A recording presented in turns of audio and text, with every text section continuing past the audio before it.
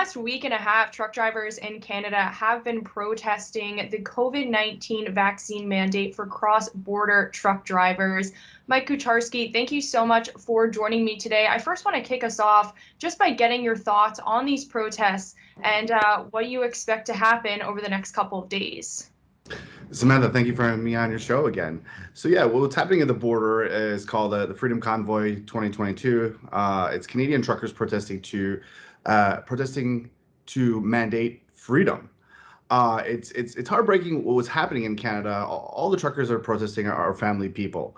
The government is smearing their name, calling them hateful, violent, which is it's not true. These are family people. Instead of working and supporting their families, they have to protest to show the world what they're doing for the supply chain. Trucking is a lifestyle, and they love what they do. These truckers are driving 11 hours a day isolated in their cab by themselves. These truckers are not the problem. They are not super spreaders, and they had enough of the mandates, overregulation, and the overstep of the government. Just to give you an idea, there's still not enough capacity on both sides, and Canada is one of our biggest trading partners. The U.S. does only $520 billion in traded goods with Canada per year, $21 billion worth of food we import into Canada from the U.S. Both countries are still trying to dig themselves out of this black hole called COVID has created, and we're very close to the point of emergency. This is not going to end well. Yes, absolutely. You brought up the supply chain, concerns there. Obviously, we've been dealing with supply chain issues globally, and down the line, how do you think these protests could impact the supply chain that we're already having issues with? We are far from catching up to pre-COVID conditions with volumes of food.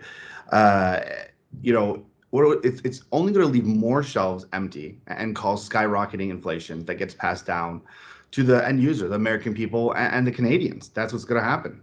As I mentioned at the top of the interview, this protest in Canada has been going on for about a week and a half. They started in Vancouver on January 23rd, made it to the capital, Ottawa, over the weekend. Do you think the Canadian government will make any sort of, will give in at all? Will they make any sort of compromises with these protesters, or do you think it will be essentially comply or you can't work anymore? That's a great question. Right now, the government is of Canada acting like they're a violent terrorist group, and making all this stuff up, which is completely untrue. These are their country people. How are they talking about their country people? But right now they're not budging. But let's see what happens after a week, after 2 weeks, or 3 weeks, because I think with these truckers, they were short truckers, and these truckers parked is only going to take away from the supply chain, and food's going to start running out very, very soon. So when that happens and store shelves go empty, they can't buy bread, they can't buy milk, or they can't get tires for their car or something. Maybe the government of Canada will be a little bit more open for negotiations.